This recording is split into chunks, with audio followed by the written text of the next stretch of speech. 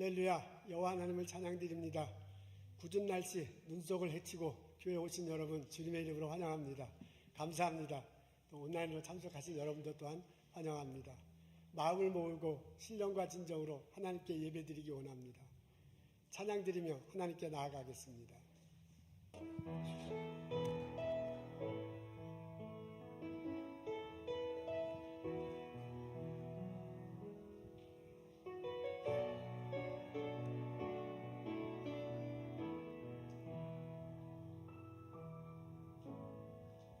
하늘의 문을 여소서, 이곳을 주목하소서. 주를 향한 노래가 꺼지지 않으니 하늘을 열고 보소서. 이곳에 임재하소서. 주님을 기다립니다. 기도의 향기가 하늘에 닿으니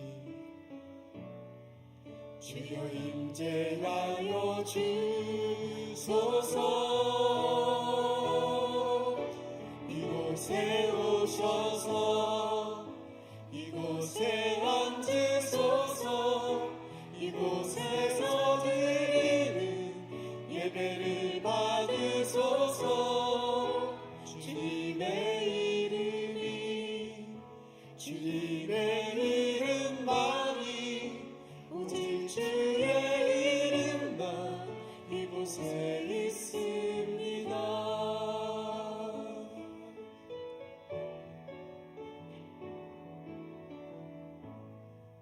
하늘의 문을 여소서. 이곳을 주목하소서.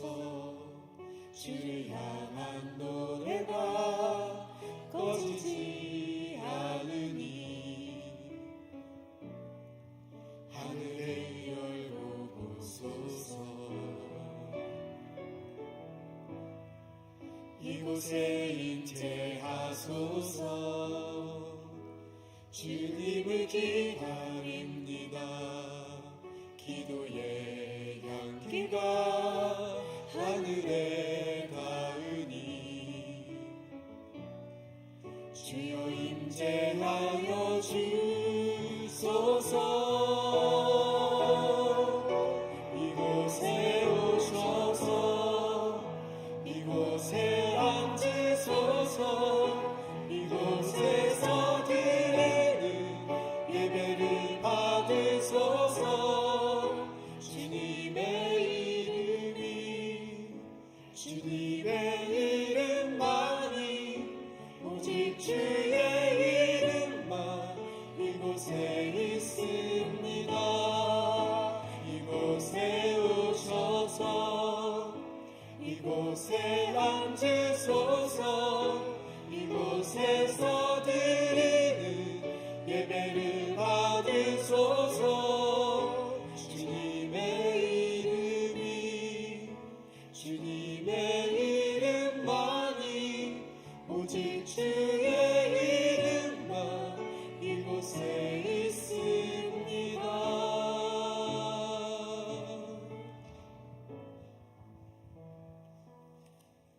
사도신경으로 신앙 고백하시겠습니다. 전능하사 천지를 만드신 하나님 아버지를 내가 믿사오며 그의 외아들 우리 주 예수 그리스도를 믿사오니 이는 성령으로 잉태하사 동정녀 마리아에게 나시고 본디오 빌라도에게 고난을 받으사 십자가에 못 박혀 죽으시고 장사한 지 사흘 만에 죽은 자 가운데서 다시 살아나시며 하늘에 오르사 전능하신 하나님 우편한 자 계시다가 저리로서 산자와 죽은 자를 심판하러 오시리라.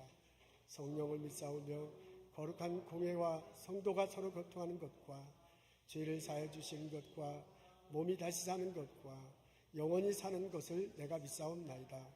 아멘.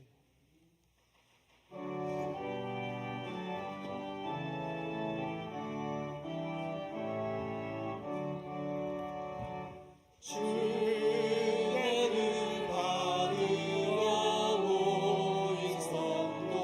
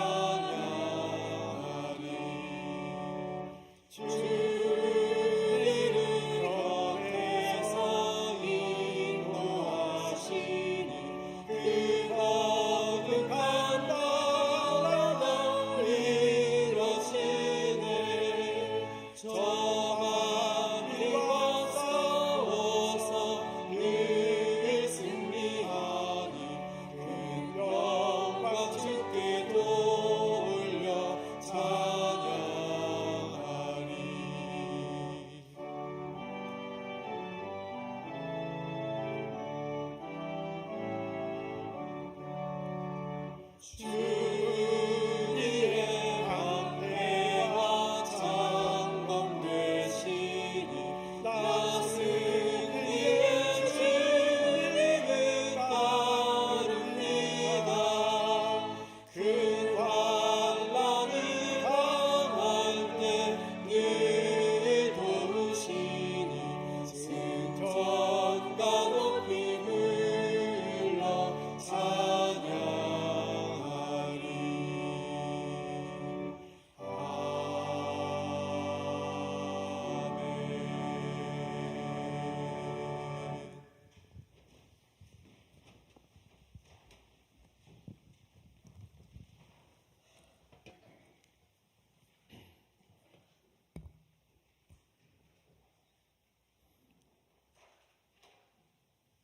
은혜로우신 하나님, 지난 한 주간 저희에게 생명의 호흡을 허락하시고 각자의 삶의 장소에서 우리를 눈동자같이 보호해 주셨다가 오늘 거룩한 주일날 주님 전으로 불러주심을 감사드립니다.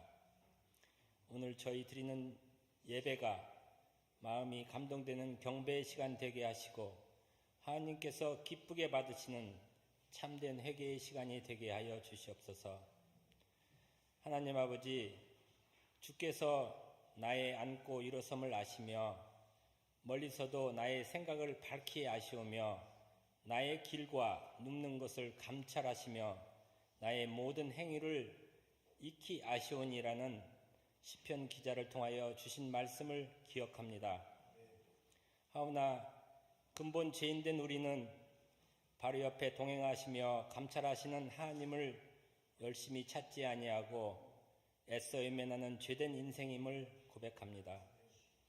그리하여 우리는 우리를 불쌍히 여기시사 우리 죄를 퇴속하여 돌아가신 예수님의 은혜 없이는 살 수 없는 존재임을 고백합니다.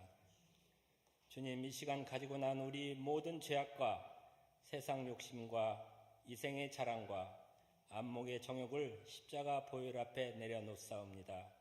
저희를 용서하여 주시옵소서.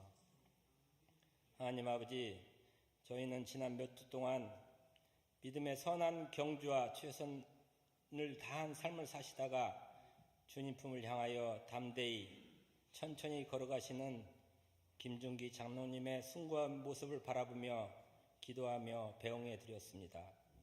그 가족에게 하나님의 위로가 넘치시기를 기도합니다. 또한 우리의 인생을 다시 돌아봅니다. 우리도 장로님처럼 하나님 앞에 서는 그날까지 믿음의 선한 경주와 생명의 열매가 많이 맺는 천국의 소망을 두는 복된 삶이 되게 하여 주시옵소서. 주님, 이 시간 세계 방방곡곡의 원인 모를 자연재해와 인간이 만든 전쟁으로 인하여 어려움에 처한 수많은 사람들을 기억합니다. 고통 중에 있는 이들이 위로받게 하시며 특별히 선교사님들과 하나님의 백성들을 보호하여 주시옵소서. 또한 이 시간 특별히 우리 몸된 성령교회를 위하여 기도합니다. 올해가 창립 50주년입니다. 지금까지 지켜주신 것 감사드립니다.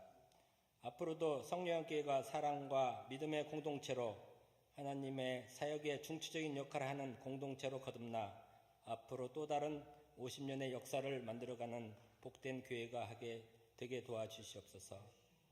저희 교회가 동성애에 대한 방향을 정할 때 우리 성령교회 공동체가 믿음 안에서 지렵게 하시고 분열되지 않고 결속하기를 위하여 기도합니다. 교회 각 기관들을 축복하시고 인도하시는 목사님과 전도사님들과 선생님들을 축복하여 주시옵소서. 이 시간 성도님들의 가정과 자녀들을 위해 기도합니다. 우리에게 주신 자녀들 신앙으로 강건하며 주님 주신 지혜로 승리하며 학교와 직장에서 좋은 선생님, 좋은 친구들을 만나는 축복을 허락하여 주시옵소서. 오늘 같이 예배드리는 모든 성령한 교회 식구들 어디에 있든지 건강과 은혜로 지켜주시옵소서. 이 시간 단위에 세우신 담임 목사님 말씀의 능력으로 붙잡아 주시고 선포되는 말씀을 통하여 우리에게 천국에 대한 소망과 믿음이 자라는 역사가 일어나게 하여 주시옵소서. 이 모든 말씀 우리와 항상 동행하시는 우리 주 예수 이름 받들어 기도드리옵나이다. 아멘.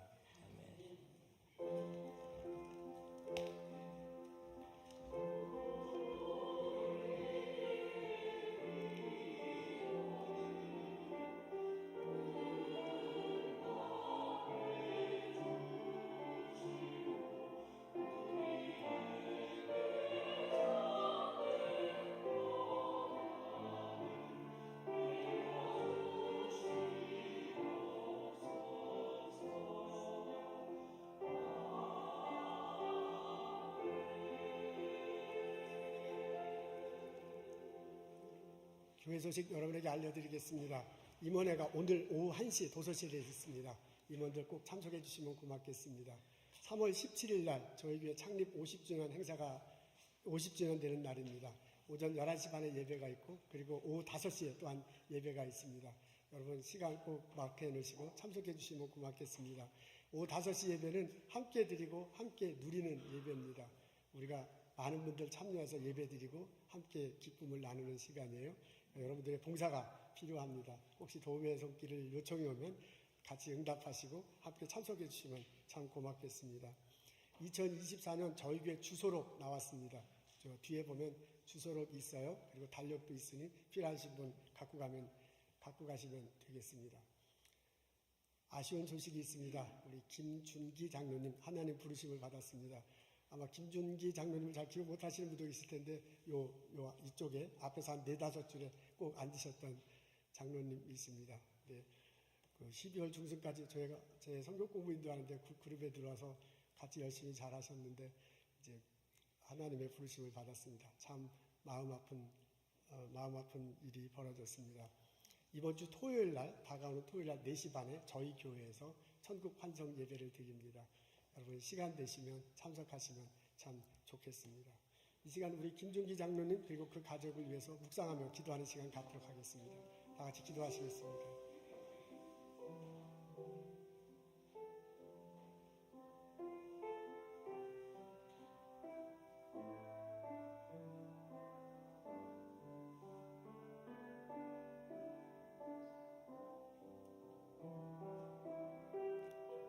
하나님, 김준기 장로님 하나님께서 이 땅에 보내셨습니다. 많은 은사를 주시고 은총으로 인도하셨습니다. 신앙생활 열심히 하게 하시고 가족들 사랑하며 섬기게 하셨습니다. 의사에서 또한 열심히 일하며 이 땅에 공헌하게 하셨습니다. 하나님께서 보내주시고 축복하시고 사용하셨습니다.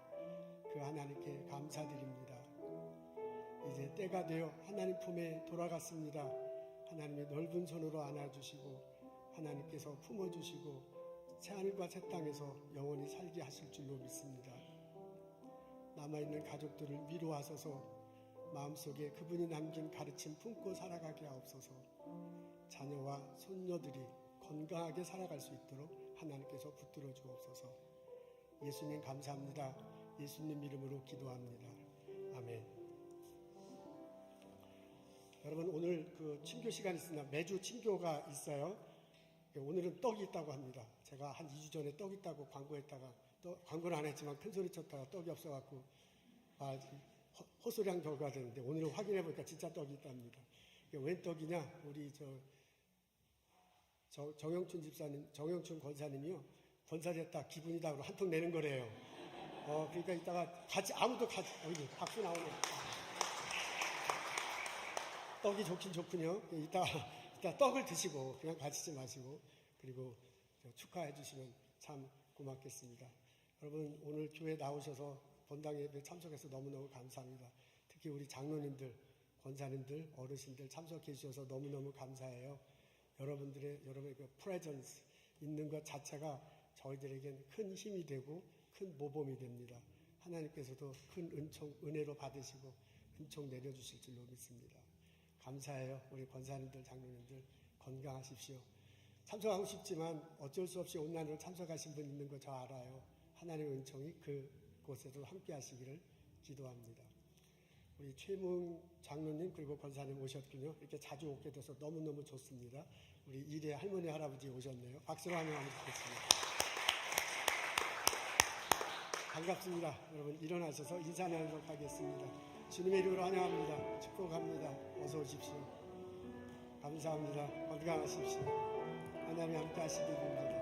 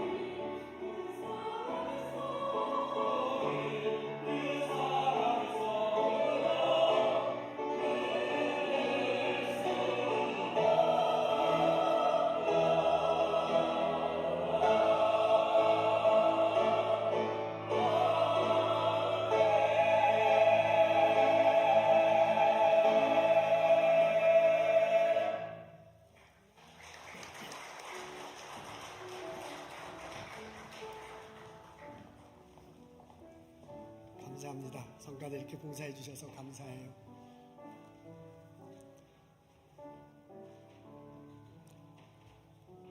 오늘 저희들 읽은 말씀은 야고보서에 있습니다. 야고보서 1장 5절부터 8절입니다. 제가 읽겠습니다.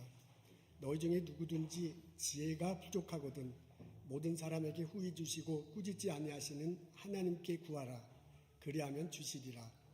오직 믿음으로 구하고 조금도 의심하지 말라. 의심하는 자는 마치 바람에 밀려 요동하는 바다 물결 같으니 이런 사람은 무엇이든지 주께 얻기를 생각하지 말라. 두 마음을 품어 모든 일에 정함이 없는 자로다. 아멘. 오늘은 설교를 유머로 시작하려고 합니다. 여러분 재미없더라도 열심히 웃어주시면 참 고맙겠습니다. 제목은 벌써 웃어주셔서 참 고마워요. 어느 초등학생의 식사 기도라는 그런 제목입니다. 초등학교 아들이 있어요. 잘못해가지고 아버지한테 혼났습니다. 그냥 눈물이 쏙쏙 빠지도록 혼났어요. 식사 시간이 됐네요. 그래서 식탁 앞에 앉았습니다. 아빠가 아들한테 얘기해요. 너 오늘 잘못했으니까 네가 식사 기도해. 그러니까 아들이요. 마득자는 얼굴로 이러다가 식사 기도를 합니다. 아들이 이렇게 기도해요. 하나님 감사합니다.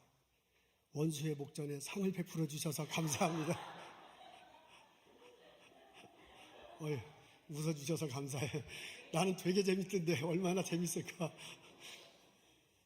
오늘 여러분들과 어떻게 기도할 것인가 라는 제목으로 말씀 나누고 싶습니다. 야고보서를 읽습니다. 야고보가 우리들에게 권면해요. 기도하라. 오직 믿음으로 구하라. 라고 그렇게 권면합니다. 우리 5절 하반절과 6절 상반절에요. 앞에 있는데 우리 다 같이 한 목소리로 읽겠습니다. 시작. 하나님께 구하라. 그리하면 주시리라. 오직 믿음으로 구하고 조금도 의심하지 말라.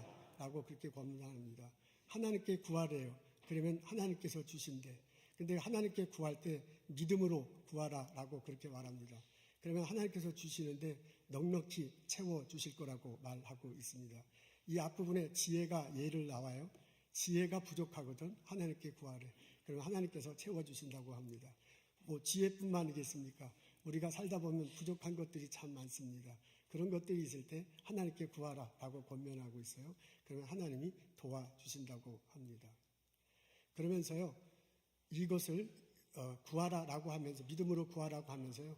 그것을 더 보충 설명하면서 강조합니다. 두 가지 표현이 나오는데요. 바로 뒷부분에 이런 표현이 나옵니다. 조금도 의심하지 말라.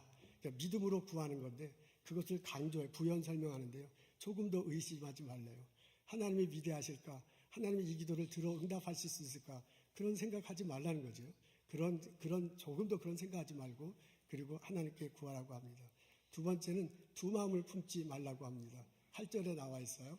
우리 다 같이 한 목소리로 읽겠습니다. 시작. 두 마음을 품어 모든 일에 정함이 없는 자로다. 거기에 의심하는 사람을 이렇게 쭉 5, 6, 7절에 설명하면서 8절에 이게 나오는데 두 마음을 품는다라는 표현이 나와요. 그러니까 의심하는 사람은 그 두 마음을 품는다는 거거든요.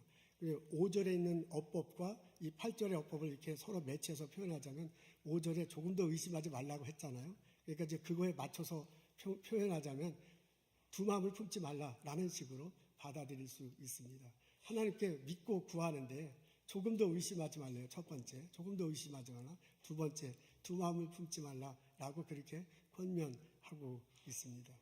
두 마음을 품는다라는 게 참 마음에 와 닿습니다. 영어로 보니까 double minded 이렇게 되어 있네요. mind, 마음이 두 개야. 그래서 마음이 두 개인 상태를 가지고 하나님께 기도하지 말라라고 그렇게 권면하고 있네요. 마음이 두 개니까 마음이 이쪽 저쪽으로 왔다 갔다 해요. 이랬다 저랬다 해요. 그렇게 한 상태로 하나님께 기도해서는 곤란한다 그런 얘기죠. 그 다음에 보니까 double minded and unstable in all they do 이렇게 나왔어요. 한국말로는 정함이 없다라고 해서요. 아 이게 깨끗하지 못하다라는 그런 느낌이 드는데 영어로 보니까 그런 뜻이 아니네요. unstable, 스테이블하지 않대요. 이렇게 균형이 잘 잡혀 있지 못하대요. 그러면서 그게 어떤 때 그러냐면 in all, 모든 경우에 그래. they do, 그 사람이 하는 모든 일에 있어서 그런 일이 벌어진대요. 그러니까 마음이 더블 마인드야. 마음이 왔다 갔다 하면 일하는 과정이 있죠. 그 과정이 스테이블하지 않대요. 그러면 일하는 과정의 결과는 프로덕티브하지 않겠죠. 그렇게 되니까 그렇게 하지 말라는 거예요. 우리 실험을 하는데 전기가 왔다 갔다 하면 그 실험이 제대로 될 수 있을까요? 실험을 할 수 없을 거예요. 당연히 언스테이블한 프로세스를 걸치면 그 결과도 프로덕티브하지 않을 겁니다. 이거는 사람들과의 관계 속에도 그래요. 이 사람과 이 사람이 관계를 이렇게 맺고 살아가는데 이 한쪽 사람이 마음이 자꾸 바뀌어. 마음이 두 마음이야. 이랬다 저랬다. 그러면 이 사람은 딱 한 마음이 있는데 이 사람이 왔다 갔다 하니까 이 관계가 스테이블하지 않아요. 언스테이블해. 그러면 이 두 사람들 관계 속에서 나오는 결과물은 프로덕티브하지 않겠죠. 당연히. 그런 일이 벌어진다. 그러니까 뭐라고 얘기하면 너가 두 마음을 가지면 내가 하는 모든 일에 있어서 언스테이블하니까 그렇게 하면 안 된다. 그러면서요. 하나님과의 관계 속에서도 너가 한 마음을 가져야 돼. 하나님을 바라보고 하나님께 기도하고 하나님과 더불어 살 때 한 마음을 가지고 이렇게 살아갈 때 너와 하나님과의 관계가 스테이블해. 안정적이야. 그러면 하나님께서 기도를 들어주실 것이고 그 하나님의 은혜로 너희 삶 속에 프로덕티브한 결과가 있을 거다라고 그렇게 야고보가 알려주고 있습니다. 우리 사람들은 참 스테이블하지 않은 우리도 상황은 참 스테이블하지 않습니다. 그 이유 중에 하나가 우리 마음이 왔다 갔다 하기 때문에 그래. 우리 마음이 두 마음이야. 우리 마음이 이랬다 저랬다 한 우리들의 모습을 봅니다. 근데 처음 만들었을 땐 이러지 않았을 것 같아요. 처음에 만들었을 때 우리의 마음은 스테이블 했을 듯 합니다. 창세기 1장에 보면 하나님께서 이 세상을 창조하신 모습이 보입니다. 하나님께서 5일 동안 세상 모든 것들을 만드셨죠. 6일째 되는 날 인간을 만들었어요. 그리고 인간에게 맡겨주셨습니다. 너희 다스리고 정복하라. 그리고 여기서 더불어 같이 살아라라고 이렇게 권면하십니다. 그것대로 의하자면 하나님과 우리는 창조주와 피조물이야. 그러니까 하나님은 창조주고 우리는 피조물이야. 그러니까 하나님은 여기 계시고 이 세상은 여기에 있는 거죠. 그 사이에 인간이 있는 거야. 그러니까 하나님과 우리와 인간 관계는 수직적이에요. 처음 창조할 때 그렇게 됐어요. 하나님이 창조하시고 우리는 피조물이니까. 그리고 중간에는 우리들에게 이 세상을 맡기셔서 정복하고 다스리라. 그리고 더불어 살라고 하셨다고요. 그러니까 우리는 처음 봤을 때 인간은 이렇게 수직적인 관계에 있기 때문에 이 세상 살아가면서 부족함이 느낄 때 하나님을 바라보면 돼. 이 세상을 살아갈 때 장벽을 느낄 때 하나님만 바라보면 돼. 그러면 그 하나님께서 부족한 것을 채워주시는 거거든요. 그러니까 우리 마음이 한 마음 이렇게 딱 이렇게 되어 있으면 우리 마음이 두 마음이 될 필요가 없어요. 우리 마음은 당연히 한 마음이죠. 그렇게 처음 창조하셨습니다. 근데 아담과 이후로 죄가 우리 속에 들어오면서 이게 바뀌었어요. 하나님 여기 계시고 세상이 여기 있는 이런 수직적인 관계였는데요. 아담과 하울로서 이게 관계가 점점 흐트러지는 거야. 시간이 지나면서 구약시대, 신약시대 지나가면서 그러면서 이렇게 하나님과 세상과의 관계가 평등해지는 것 같아. 우리 인간은 요 사이에 있어요. 그러다가 이제 더 시간이 지나고 막 현대로 들어오시면서요. 이게 오히려 바뀌어버리죠. 세상이 위로 올라가고 하나님은 없어. 예수 믿지 않는 사람, 교회 다니는 사람이 하나님께서 세상을 창조하잖아. 그게 뭔 헛소리야. 그런 거 있지도 않아. 그러니까 교회 안 다니는 사람은 이 지구, 팽팽한 지구에 자기 존재가 있고요. 자기 존재를 중심으로 이 세상이 돌아가는 거야. 그렇게 살아가고 있어. 근데 우리는 적어도 그 정도는 아니잖아. 우리는 예수를 믿고 교회에 출석한다. 이 눈길을 헤치며 주일날 교회에 온단 말이야. 그러니까 우리가 이 정도는 아니고 세상이 이고 하나님은 죽은 상태는 아니고 우리는 적어도 양심껏 말할 때 세상과 여기가 세상이고 여기가 하나님은 요 중간 비슷한 데에 있어. 근데 이게 왔다 갔다 하는 거예요. 주일날 예배 드리고 하나님 말씀 들 땐 하나님 이 세상을 창조하셨지 하면서 이게 잠깐 올라가. 근데 딱 자동차 타고 집에 들어가면서부터 이게 달라지죠. 월요일날 출근하면 세상이 먼저야. 세상의 가치관, 세상 어떻게 돌아가는 것에서 그렇게 이제 그 중심으로 살아가는 거죠. 하나님은 있죠. 주일날 교회만 있는 거야. 알게 모르게 그렇게 살아가요. 그래서 우리는요, 이 중심축이 왔다 갔다 해. 이게 시소가 오르락 내리락 하는 거야. 요 사이에 있는 인간이요, 요렇게 하면은 요쪽으로 가고, 요렇게 하면 요쪽으로 가고, 사람이 왔다 갔다 하는 거야. 사람이 마음이 두 마음이야. 그래서 우리도 모르게요, 주일날 왔을 때 마음하고, 그리고 회사에 나가서, 일터에 나가서, 학교 나가서, 연구소 나가서, 마음이 달라. 나는 안 그런데 그건 거짓말이고요. 나도 그렇고 우리 모두가 다 두 마음을 가지고 살아가고 있습니다. 그래서 곤란하다 이거예요. 두 마음을 품으면 안 된다. 그러면 이게 요 사회 관계에서 왔다 갔다 언스테이블 하잖아요. 그러면 이 언스테이블한 관계 속에서 나온 것들이 프로덕티브 하겠느냐? 그러면 안 된다라고 지금 야고보가 말하고 있습니다.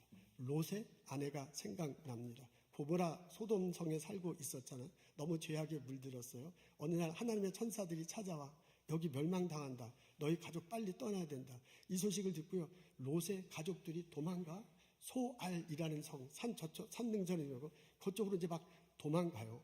근데 막 도망가고 난 다음에 하늘에서 유황과 불이 비료옷이 내려가고 소돔과 고모라 성이 멸망하게 됐어요. 그때 롯의 아내가 뒤돌아보잖아요. 그래서 소금 기둥이 됐어. 뒤돌아볼 필요가 없어. 그냥 하나님이 가라는 데 보고 갔으면 되는 거야. 근데 자기가 살던 것에 대해서 아쉬움을 전혀 버릴 수가, 아쉬움을 못 버리는 거죠. 야고보의 표현에 하면 두 마음을 가진 거야. 이렇게 바랐다, 저렇게 바랐다. 두 마음 속에서 왔다 갔다 하다가 이게 스테이블하지 않은 거죠. 하나님과의 관계가. 그래서 프로덕티브한 일이 벌어지지 못하고 있습니다. 야고보가 염려하는 것이 바로 이겁니다. 그러면서 우리들에게 권면해. 이게 스테이블해야 된다. 하나님과 우리들에게의 관계가. 하나님이 창조주시고 우리는 피조물이야. 하나님이 우리들에게 맡겨요. 우리의 관계는 이게 수직적인 관계예요. 이게 분명히 어떤 일이 있더라도 세상을 살아가면서 부족함이 있을 때, 세상을 살아가면서 어려움이 있을 때, 그때 하나님만을 바라보면 되는 거예요. 하나님을 바라보고요. 하나님께 기도하라. 조금도 의심하지 말라. 두 마음을 품지 말라. 라고 그렇게 야고보가 권면하고 있습니다. 여러분 어떻습니까? 내가 살아가면서 한 마음으로 살아가고 있습니까? 아니면 두 마음으로 살아가고 있습니까? 오늘 성경을 읽어보면 나에게 말해. 혹시 두 마음으로 살아가고 있다면 두 마음을 품지 마십시오. 조금도 의심하지 마십시오. 라고 야고보가 권면하고 있습니다. 야고보는 우리들이 오직 한 마음을 가지고 하나도 의심하지 않고 하나님께 믿고 기도하기를 원합니다. 그때 하나님께서 부족한 것들을 채워주실 것입니다. 여리고성 이야기가 생각납니다. 여호수아가 이제 처음 지도자가 됐죠. 그리고 이스라엘 무리들을 이끌고 요단강을 건너 여리고성으로 갔습니다. 지도자가 된 여호수아가 첫 번째 만난 이제 장벽이 있어요. 근데 그 여리고성이 너무나 단단하기 때문에 어떻게 할 줄을 몰라요. 그래서 아마 그 출애굽기 6장에 나오는데 이제 기도하는 기도하는 장면이 정확히 나오지는 않죠. 기도하는 장면이 정확히 나오지는 않지만은 근데 이제 분명히 이제 기도했을 거죠. 출애굽기 아니라죠. 여호수아 이쪽이죠.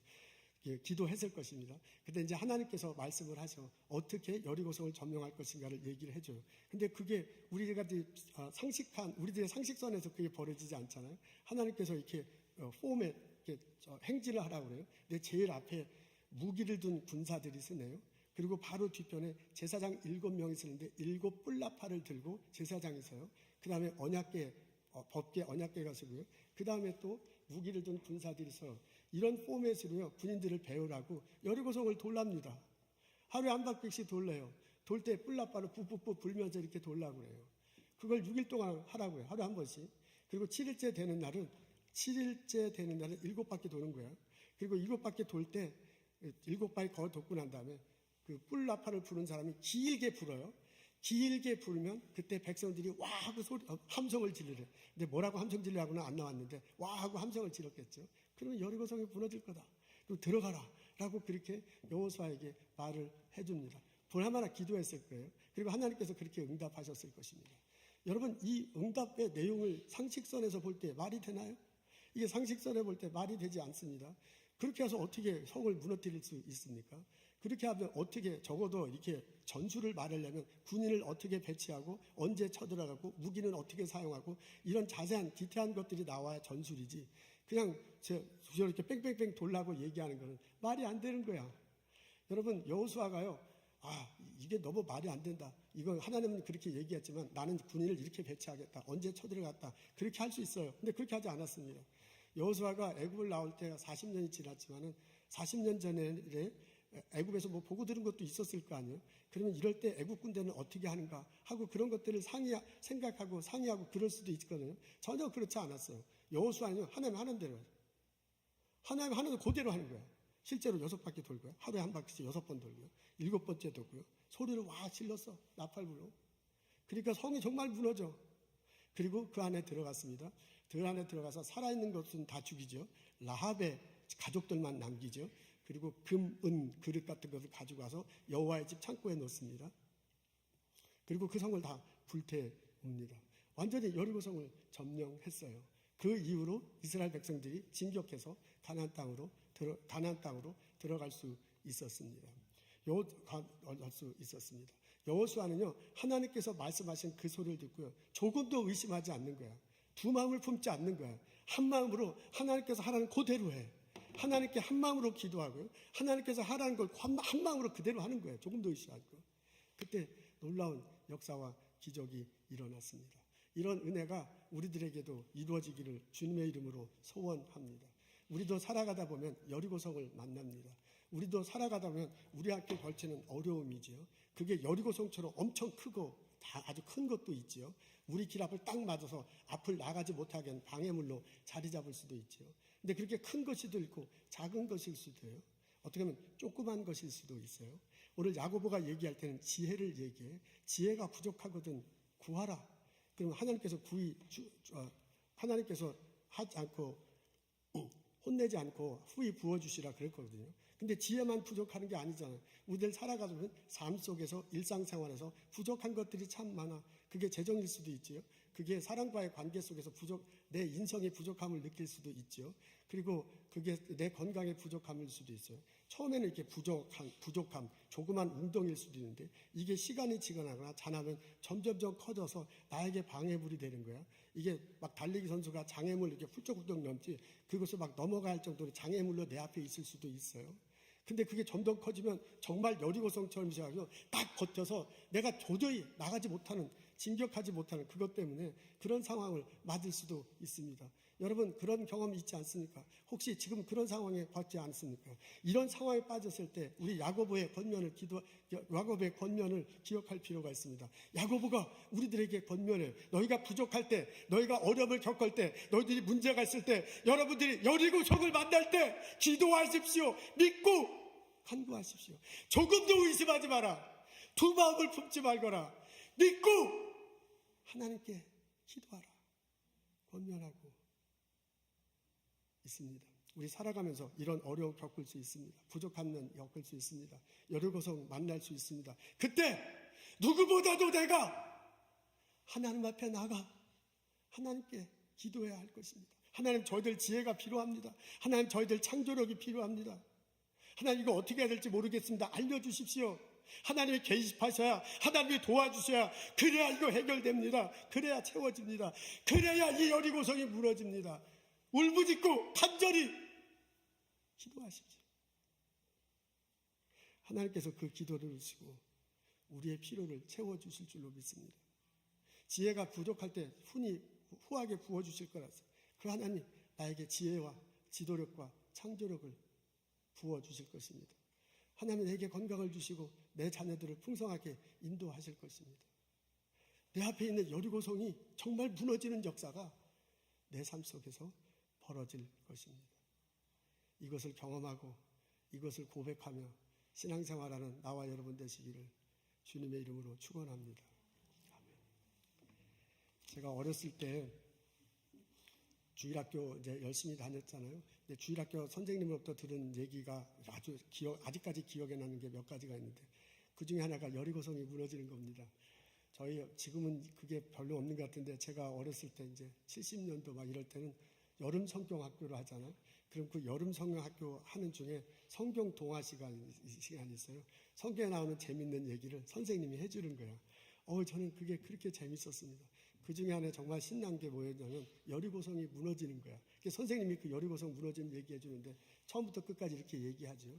그 다음에 이제 성 무너지는 장면에서 여리고성이 무너졌다 그렇게 얘기하면 재미없어 애들한테. 어떻게 되냐면 선생님이 이제 뿔나팔 부듯이 내가 뿌 하고 부르면 애들 앉아있다가 애들이 앉아있다가 와 하고 소리를 질러야 돼. 이제 그렇게 하는 거죠.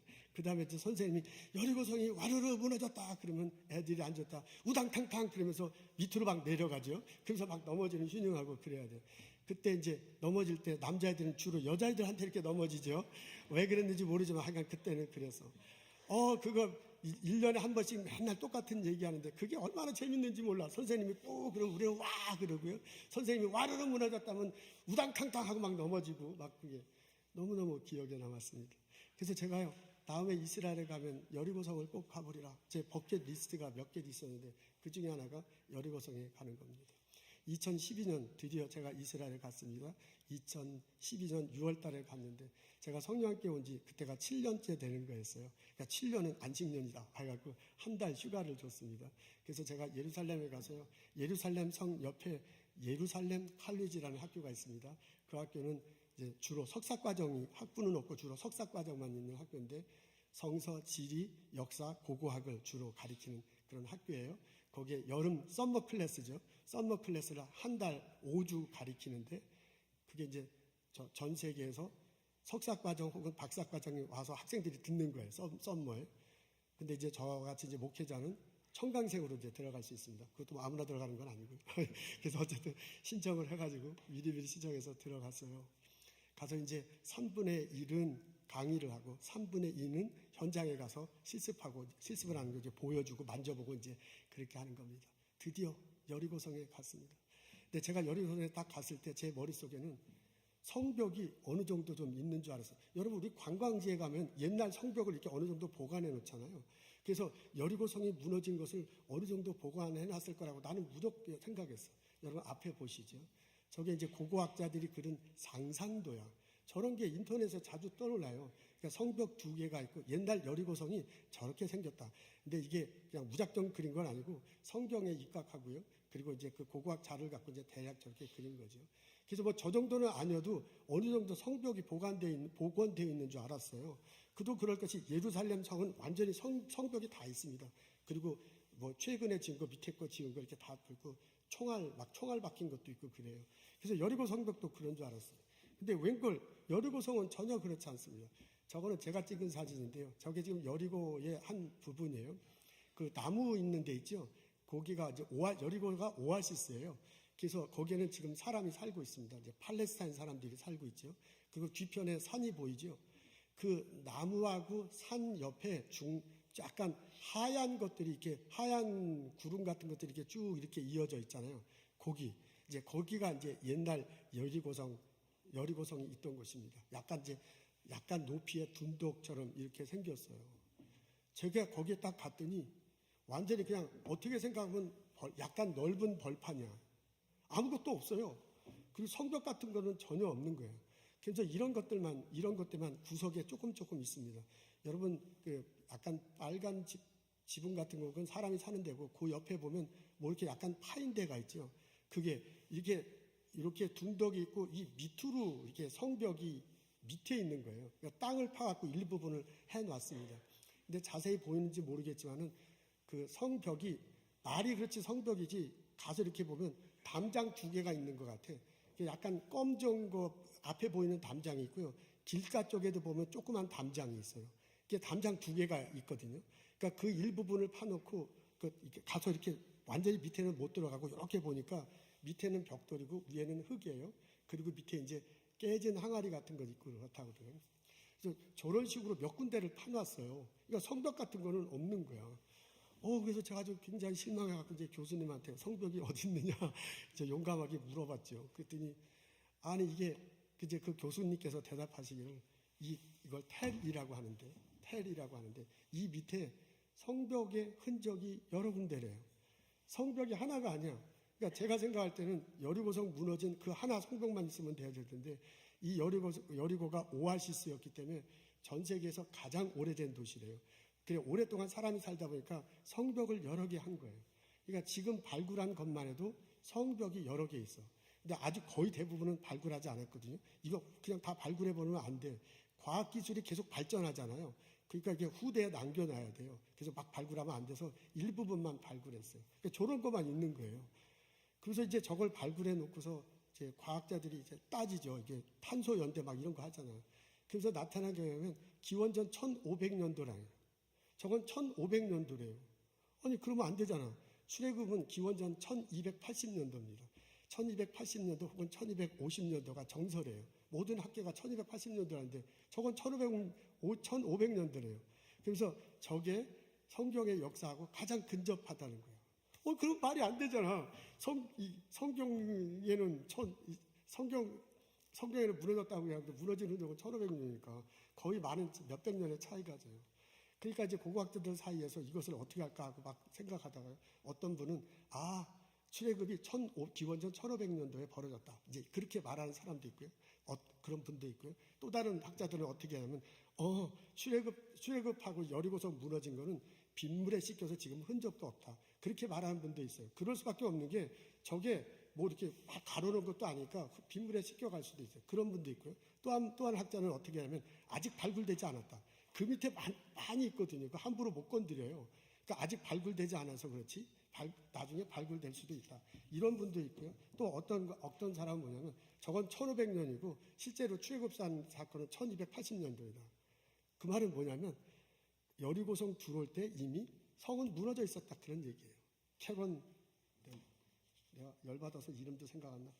KM 캐년이야. 영국 구약학자라는데 그 사람의 주장이야. 제법 그렇게 주장하는 사람도 많아요. 그래서 있잖아요. 제가 아주 굉장히 혼동됐습니다. 저는 막 익사이딩한 마음으로 여리고성에 갔는데 이건 제가 기대한 것과는 전혀 다른 거예요. 성벽도 여러 개라고 그러고 그것과 정확히 매치된 고고학 자료도 없는 거예요. 그런데 초등학교 때 막 그 선생님한테 들어서 얼마나 신나요. 야, 와, 우르르 하면서 여학생 옆에 넘어지고 할 때 그때 믿음으로 생각하면 시험에 드는 거야. 시험에 들어. 성경 얘기하고 고고학 발견하고는 너무너무 차이가 져요. 어떻게 하면 좋을까? 제가 미국에 돌아왔습니다. 그리고 이것이 굉장히 숙제로 저한테는 남아있어요. 성경 이야기가 고고학으로 이렇게 매치가 안 될 때 어떻게 하면 좋을까? 그거 놓고 기도하고요. 많이 고민하다가 이런 생각을 했습니다. 무엇이 생명을 살리는가? 여러분, 우리가 교회에 오는 것, 무엇이 생명을 살리는가? 우리가 교회에 오는 것은 예수 그리스도를 믿기 위함이에요. 예수 그리스도를 믿을 때 내가 새 생명을 얻는다 고백하는 거예요. 십자가 다시고 부활하신 예수 그리스도. 그분을 믿어서 내가 새 사랑을 얻는다. 새 하늘과 새 땅에서 영원히 산다고 우리 고백해요. 새 생명 얻는 게 우리의 그 가장 큰 결과물이라고 해요. 그렇다고 볼 때 무엇이 새 생명을 얻게 하는가? 성경 이야기가 새 생명을 얻게 하는가? 아니면 고고학의 발견이 고고학의 발견이 새 생명을 얻게 하는가? 이 두 개가요. 다 매치가 되면 좋겠지만 고고학 발견이 예수를 알게 하고 예수 믿게 하는데 약간의 도움이 되겠지만 그게 막 결정적이지 않거든요. 예수를 믿고 새 생명 얻게 결정적인 성경의 이야기거든요. 그러니까 성경의 이야기가 고고학 발전과 매치가 되면 좋겠지만 매치가 안 돼도 괜찮은 거야. 성경의 이야기가 우리를 예수라고 믿게 하고 그 예수님의 생명을 얻게 하기 때문입니다. 그래서 저는 성명을 얻게 하는, 예수를 믿게 하는 것, 생명을 얻게 하는 것은 결국은 예수님에 관한 이야기다. 성경의 이야기다. 라고 이렇게 정리하고요. 혹시 매치가 안 되더라도 나는 괜찮다. 성경의 이야기를 나는 믿겠다. 두 마음을 품지 않겠다. 라는 그런 생각을 했습니다. 그것은 엄마에 대한 저의 경험과 똑같습니다. 저의 엄마의 이름은 신예성 씨입니다. 신예성 씨라는 여자분이 저의 엄마예요. 근데 내가 그분을 엄마다 어머니 돌아가셨어요. 어머니라고 기억하는 이유는 나중에야. 어머니가 나를 사랑하고 나를 길렀기 때문에 그분을 내 엄마라고 얘기해요. 내가 태어나자마자 눈 딱 뜨면서 당신이 내 엄마군요 하고 이렇게 쳐다보지 않았어요. 전혀 우느라고 정신이 없었을 거예요. 혹은 내가 태어나서 내가 나중에 목사 돼서 필요하니 사진 찍읍시다고 엄마하고 사진 찍어 놓은 것도 없어요. 내가 태어날 때부터 누가 유튜브로 방영한 것도 없고요. 그렇다고 타임지 기자, 내가 유명한 사람도 아니고 타임지 기자가 와서 막 기록해 놓은 것도 없어. 그러니까 내가 태어날 때 그 기록, 정보로 따지면 아무것도 없는 거예요. 저는 죽을까봐 호적도 1년 늦게 등록을 했대요. 죽을지 모른다. 옛날엔 그랬어요. 그러니까 태어날 때 자료가 전혀 없는 거예요. 그럼에도 불구하고 나는 그 신예성 씨를 엄마로 합니다. 왜냐하면 그 사람이 나를 사랑했고 그 사람이 나를 길러줬기 때문에. 그분이요, 누구보다도 내가 울 때 같이 울고요. 그분이 누구보다도 웃을 때 나와 같이 웃었어. 그리고 옆에 있는 아버지가, 옆에 있는 다른 사람, 이 사람이 너의 엄마다라고 그렇게 얘기해요. 그래서 나는 그 사람을 엄마다, 아빠, 엄마다라고 그렇게 믿고 살아왔습니다. 전혀 본 적이 없지만 저는 성경의 이야기도 그렇게 됩니다. 나는 십자가 다시고 부활하신 예수 그리스도를 믿어. 그분을 통해서 난 새 생명 얻었다고 고백해. 그분이 그렇게 고백하며 살 때 내게 주신 은혜가 넘쳐나. 내게 주신 사랑이 너무나 많아. 그 사랑을 보고 예수님 앞에 가니까 그 예수님이 말씀한 말씀이 다 믿어지는 거예요. 그리고 그 예수님이 말씀하신 구약의 이야기들이 다 믿어져요. 그래서 저는 전혀 의심하지 않고 그것을 믿고 그렇게 고백합니다. 여리고성이 정말 무너졌다고 저는 믿습니다. 그래서 내가 살아가면서 여리고성 같은 거 무너질 때 나 있어. 너무나 고통스러워. 어떻게 할지 몰라. 하나님이 도와주지 않으면 해결할 수가 없어. 그런 순간 있어. 저는 그때 기도해요. 조금도 의심하지 않고 기도해요. 두 방 품지 않고 기도해요. 하나님, 이게 여리고성을 내 버텨야 돼. 저를 도와주시옵소서. 살려주시옵소서. 이 여리고성을 무너뜨려 주시옵소서. 하나님, 그 여리고성을 무너뜨리고 나를 지나가게 하는 경험을 너무너무 많이 합니다. 그것을 경험하며 저는 구약에 나온 모든 이야기를 믿고 읽고 살아가고 있습니다. 오늘 저희들은 야고보서의 말씀을 읽습니다. 야고보서 기자가 권면해요. 믿고 구하거라. 절대로 의심하지 말거라. 절대로 두 마음을 품지 말거라. 기도하겠습니다. 하나님 살아계심을 보여주시옵소서. 내 앞에 여리고성이 무너지는 것을 경험하며 주께서 나를 인도하신다 고백하며 살아갈 수 있도록 복을 내려 주옵소서. 예수님 감사합니다. 예수님 이름으로 기도합니다. 아멘.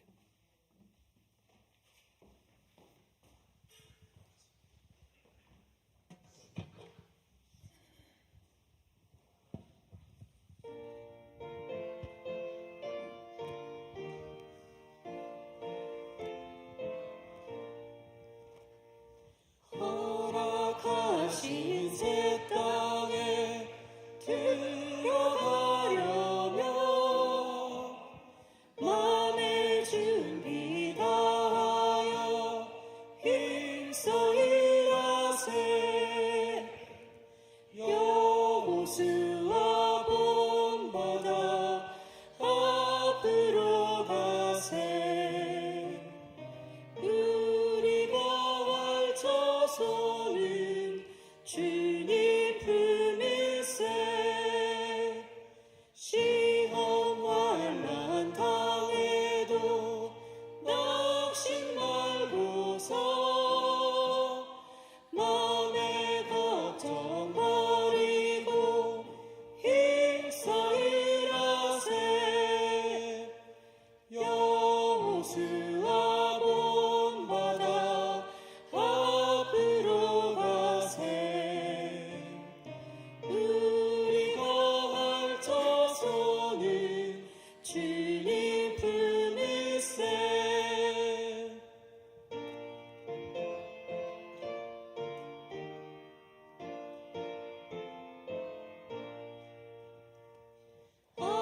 앞서가신 예수님 바라보면서 모두 마음 아파야 힘써 일하세. 여호수아 본받아 앞으로 가세. 우리가 왈쳐서는 주님 품일세. 일할 곳이 아직도 많이 있으니 담대하게 나가서 힘써 일하세. 여호수아 본받아 앞으로 가세. 우리가 왈쳐서는 주님 품일세.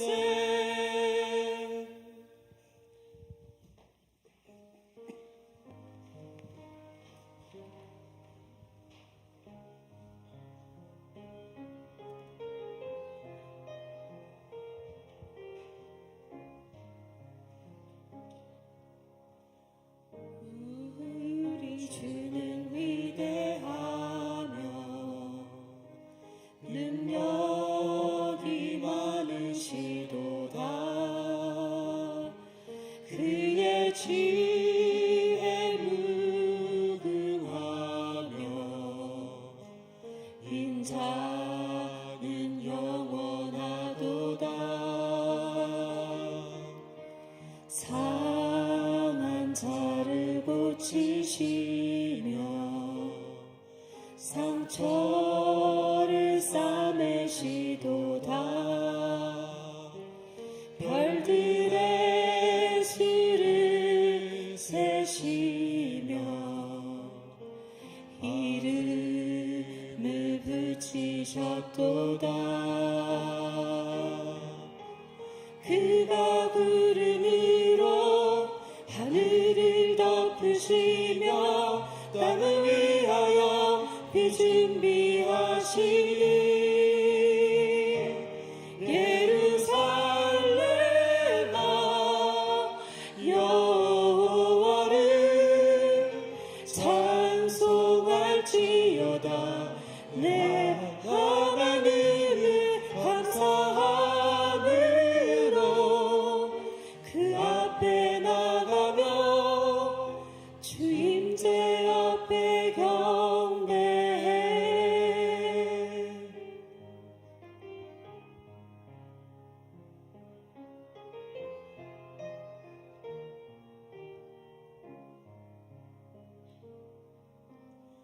우리 주는 위대하며 능력이 많으시도다. 그의 지혜 무궁하며 인자는 영원하도다. 상한 자를 고치시며 상처를 싸매시도다. 별들의 수를 세시며 이름을 붙이셨도다. 그가 구름으로 하늘을 덮으시며 땅을 위하여 비 준비하시니 예루살렘아 여호와를 찬송할지어다. 내 하나님을 감사함으로 그 앞에 나가며 주임제 앞에 경배해. 그가 구름으로 하늘을 덮으시며 땅을 위하여 비 준비하시니 예루살렘아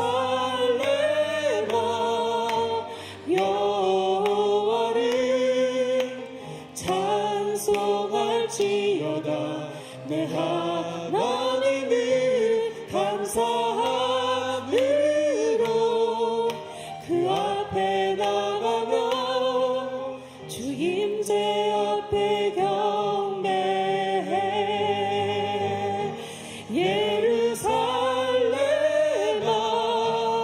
여호와를 찬송할지어다.